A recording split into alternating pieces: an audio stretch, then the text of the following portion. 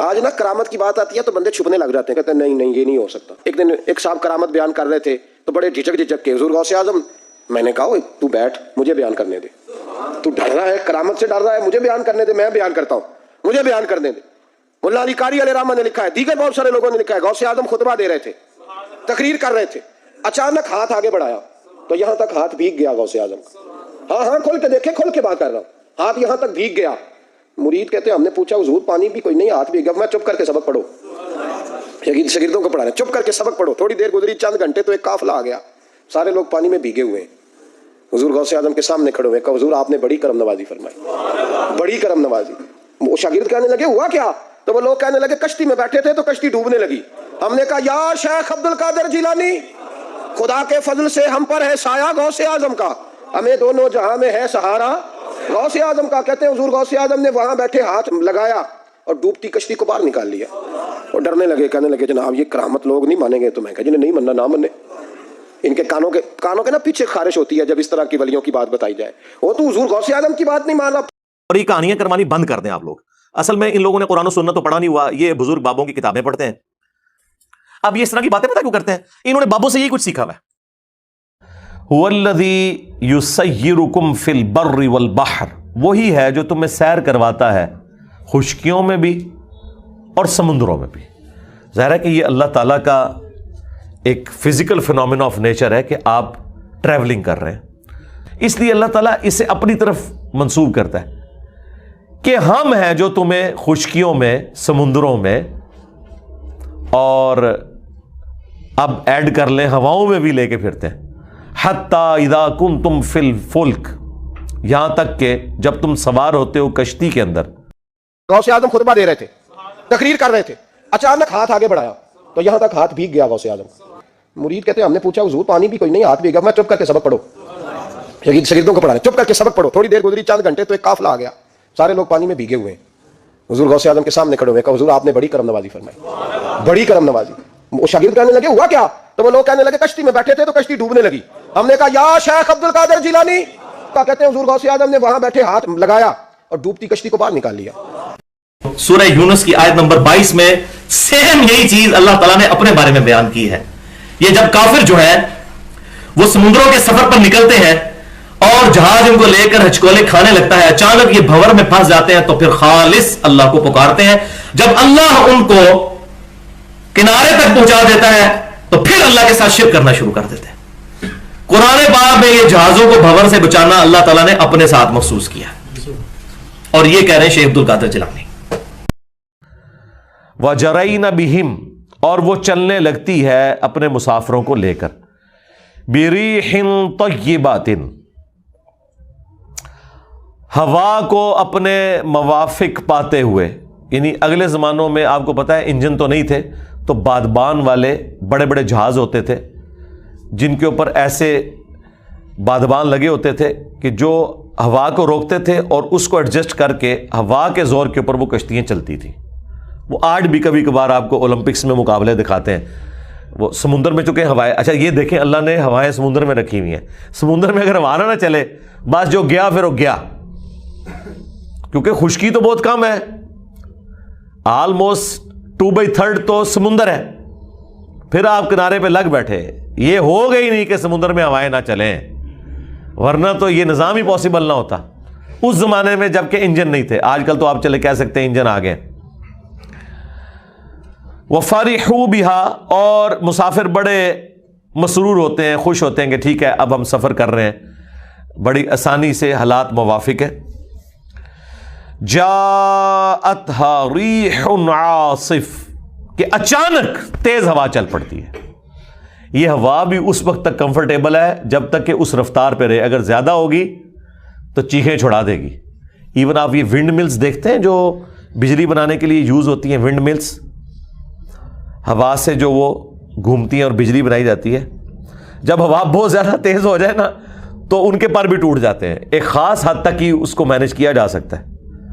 دیکھیں اللہ تعالیٰ کی بنائی ہوئی نعمت بھی زحمت بن جاتی ہے اگر اللہ تعالیٰ اسے ایک خاص رفتار سے زیادہ کرتے۔ اس کا مطلب ہے ایک خاص رفتار سے کم ہو تب بھی نعمت نہیں، خاص رفتار سے زیادہ ہو تب بھی نعمت نہیں ہے. کتنا انسان مجبور ہے. ہماری اس ایٹماسفیئر کے اندر آکسیجن نائٹروجن کی جو ریشو پروپورشن ہے، یہ اگر کم زیادہ ہو جائے تو ہم سانس بھی نہیں لے سکتے. زیادہ ہو تب بھی نہیں لے سکتے، کم ہو تب بھی نہیں لے سکتے. انسان کتنا مجبور ہے. اچانک ہوا چل پڑتی ہے. وَجَاءَهُمُ الْمَوْجُ مِنْ كُلِّ مَكَانٍ، اور ہوا کے چلنے کی وجہ سے ہر طرف سے بڑی بڑی موجیں آ جاتی ہیں، گھیر لیتی ہیں اس پورے سسٹم کو. اچھا، وہ جب ہوا سمندر میں تیز رفتاری سے چلتی ہے نا تو وہ اپنے ساتھ پانی کو چلاتی ہے. زمین میں کیا ہوتا ہے؟ ریگستان کو چلاتی ہے. پورے ریگستان کے پہاڑ شفٹ ہو جاتے ہیں ایک جگہ سے دوسری جگہ. پورے ریت کے ٹیلے شفٹ ہو جاتے ہیں. مٹی کے طوفان آتے ہیں، اور امریکہ میں تو آپ پتہ ہے ٹورنیڈوز چلتے ہیں. پوری آبادیاں ختم کر دیتے ہیں. وہ جو مکان ان کی لپیٹ میں آتا ہے، وہ زیادہ تر تو مکان وہ لکڑی کے بنے ہوتے ہیں، وہ ایسے لپیٹ کے تو پرے پھینکتے ہیں. اب یہی ہوا جب سمندر میں چلے گی تو سمندر کے پانی کو چلائے گی. اتنے بڑے بھنور بنیں گے، ان کے اندر پھر کشتیاں پھنس کے ڈوب جاتی ہیں، اور بڑی بڑی موجیں آ کے ہر طرف سے گھیر لیتی ہیں. وَظَنُّوا أَنَّهُمْ أُحِيطَ بِهِمْ، اور بس پھر اب مسافر خیال کرتے ہیں لو جی مارے گئے، گر گئے اس کے اندر.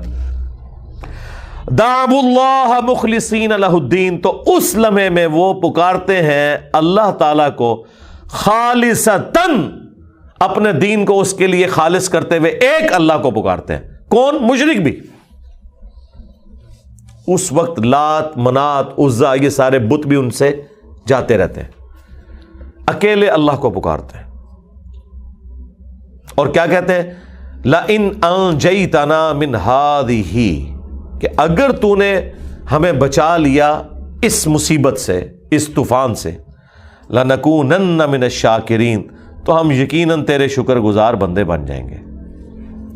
بس ایک چانس اللہ تعالیٰ دے دے ہمیں. اور وہاں پہ دوسری ہستیاں ان سے جاتی رہتی ہیں، وہ آگے ذکر آ جائے گا. یا اللہ ایک دفعہ ہمیں بچا لے، ہم تیرے شکر گزار بندے بنیں گے. شکر گزاری کیا ہے؟ کہ ایک اللہ کے ماننے والے بن جاؤ.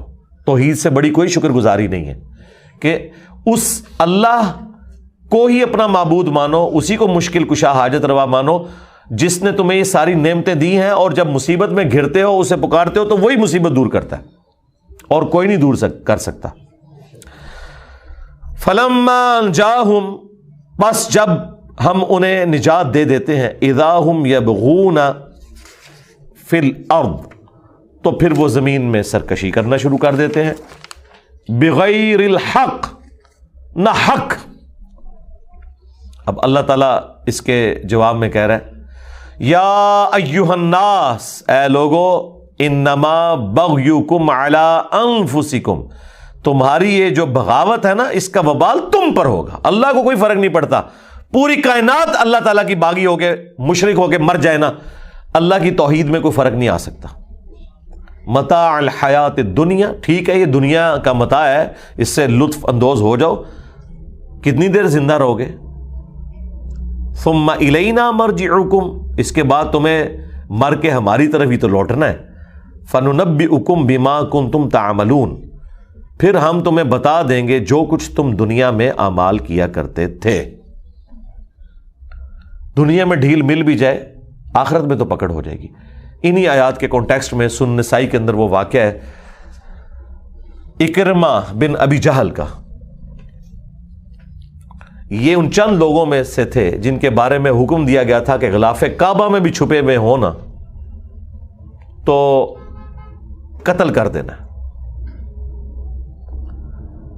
کیونکہ فتح مکہ کے موقع پر چند لوگ جنہوں نے اس وقت بھی جنگ کرنے کی کوشش کی، ان میں سے اکرمہ تھا. اس کو اپنے باپ کا غم بھی بہت تھا، ابو جہل کا بیٹا تھا. چونکہ دھمکی آئی تھی سورہ توبہ میں، یا تو سرزمین عرب چھوڑ کے چلے جاؤ 4 مہینے کے اندر، یا اسلام قبول کر لو، ادروائز عذاب استیصال آئے گا. ظاہر ہے تم نے رسول کا انکار کیا ہے تو الٹیمیٹلی اللہ کی طرف سے عذاب تو آنا ہے. تو یہ بھی پھر اپنی جان بچا کے سمندری سفر میں نکل گیا. اب جب نکلا تو وہی ہوا جو کچھ سورہ یونس کے اندر آیا کہ موجوں نے ہر طرف سے گھیر لیا. تو وہ مشرکین عرب جو رسول اللہ کے ساتھ جھگڑا کرتے تھے ایک خدا کے حاجت روا اور مشکل کشا ہونے پر، آج نا کرامت کی بات آتی ہے تو بندے چھپنے لگ جاتے ہیں, کہتے ہیں نہیں نہیں یہ نہیں ہو سکتا. ایک دن ایک صاحب کرامت بیان کر رہے تھے تو بڑے جھجک کے حضور غوث اعظم, میں نے کہا تو بیٹھ مجھے بیان کرنے دے, تو ڈر رہا ہے کرامت سے, ڈر رہا ہے, مجھے بیان کرنے دے, میں بیان کرتا ہوں, مجھے بیان کرنے دے. ملا علی قاری علیہ رحمہ نے لکھا ہے, دیگر بہت سارے لوگوں نے لکھا ہے, غوث اعظم خطبہ دے رہے تھے, تقریر کر رہے تھے, اچانک ہاتھ آگے بڑھایا تو یہاں تک ہاتھ بھیگ گیا غوث اعظم کا. ہاں کھول کے دیکھے, کھول کے بات کر رہا ہوں, ہاتھ یہاں تک بھیگ گیا. مرید کہتے ہم نے پوچھا حضور پانی بھی کوئی نہیں, ہاتھ بھیگ گیا. میں چپ کر کے سبق پڑھو, شاگردوں کو پڑھا رہے, چپ کر کے سبق پڑھو. تھوڑی دیر گزری, چند گھنٹے تو ایک قافلہ آ گیا, سارے لوگ پانی میں بھیگے ہوئے ہیں. حضور غوث اعظم کے سامنے کھڑے ہوئے, کہا حضور آپ نے بڑی کرم نوازی فرمائی, بڑی کرم نوازی. وہ شاگرد کہنے لگے ہوا کیا؟ تو وہ لوگ کہنے لگے کشتی میں بیٹھے تھے تو کشتی ڈوبنے لگی. ہم نے کہا یا شیخ عبد القادر جیلانی, خدا کے فضل سے ہم پر ہے سایہ غوث اعظم کا, ہمیں دونوں جہاں میں ہے سہارا غوث اعظم کا. کہتے ہیں حضور غوث اعظم نے وہاں بیٹھے ہاتھ لگایا اور ڈوبتی کشتی کو باہر نکال لیا. اور ڈرنے لگے, کہنے لگے جناب یہ کرامت لوگ نہیں مانیں گے. تو میں کہا جنہیں نہیں ماننا نہ مانے. ان کے کانوں کے نا پیچھے خارش ہوتی ہے جب اس طرح کی ولیوں کی بات بتائی جائے. وہ تو حضور غوث اعظم کی بات نہیں مان رہا. اور بتوں کو ساتھ شریک کیا کرتے تھے, وہ بھی اکیلے اللہ کو پکارنا شروع ہو گئے. اچھا اس وقت اکرمہ کو کلک کر گئی یہ بات, باقیوں کو کوئی نہیں کی ہے. جس طرح یہاں پہ بھی ہم ہزار بندوں کے سامنے ایاک نعبد و ایاک نستعین پڑھے, جن کی قسمت میں ہدایت لکھی ہے انہیں کو ہدایت ملنی ہے. اکرمہ کو یہ بات کلک کر گئی. اس نے باقیوں سے کہا کہ یہاں بتوں کو کیوں نہیں پکارتے ہو؟ انہوں نے کہا بت کوئی نہیں کام آتے, اے بزرگوں تو اتنے دی شاید ہے, اے جڑی ہوں بلا آئی ہے نا, اے بزرگوں تو اتنے دا کام ہے, یہاں صرف اللہ ہی کام آتا ہے. وہاں پھر انہوں نے دل میں نیت کی اور اللہ کو گڑ گڑا کے پکارا کہ اے اللہ اگر تو نے مجھے نجات دے دی اس تکلیف سے تو میں تجھ سے وعدہ کرتا ہوں کہ تیرے نبی کے ہاتھوں میں ہاتھ دے کے اسلام قبول کر لوں گا. حقیقت کھل گئی, پوری زندگی نہیں کھلی. اپنے باپ کا بدلہ لینا چاہتے تھے, بس اللہ نے نجات دے دی. خشکی پہ پہنچے, چھپ چھپا کے حضور کی بارگاہ میں آئے, کلمہ پڑھ کے مسلمان ہو گئے. اچھا حضور نے بھی معافی دے دی صلی اللہ علیہ وآلہ وسلم. اور دیکھیں پوری زندگی کفر میں گزری ہے, اسلام میں ان کے مشکل سے 4 سے 5 سال گزرے, کیونکہ جنگ یرموک میں یہ 13 ہجری کے اندر شہید ہو گئے. حضرت ابوبکر صدیق رضی اللہ تعالیٰ عنہ کا جو دور خلافت تھا وہ بالکل اینڈ پہ تھا, یا حضرت عمر کا دور خلافت شروع ہو چکا تھا, کیونکہ چھوٹی چھوٹی بیٹل فیلڈز ہو رہی تھی. تو عین میدان جنگ میں حضرت ابوبکر صدیق کی وفات کی خبر بھی آئی, جو ابو عبیدہ نے چھپا لی کیونکہ موریل ڈاؤن ہو سکتا تھا. اور اسی جنگ کے اندر 13 ہجری میں 8 ہجری میں فتح مکہ ہوا ہے, اور اس کے بعد انہوں نے اسلام قبول کیا. چلیں 8 میں بھی کیا ہو تو بمشکل 5 سال اسلام میں گزارے ہیں, اور شہادت کی موت مر گئے.